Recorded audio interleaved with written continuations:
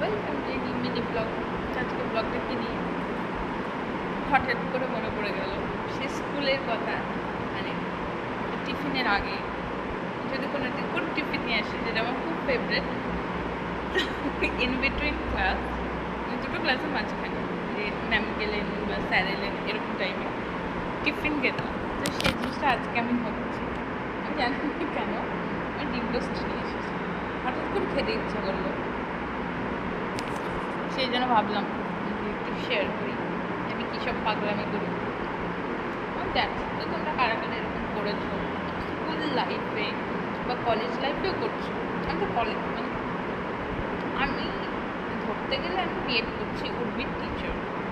আমার একটা ম্যানার থাকা উচিত, কিন্তু আমি জানি না কেন আমি এই কাজটা করছি। ভাবলাম শেয়ার করে ফেলি, বেশ মজার।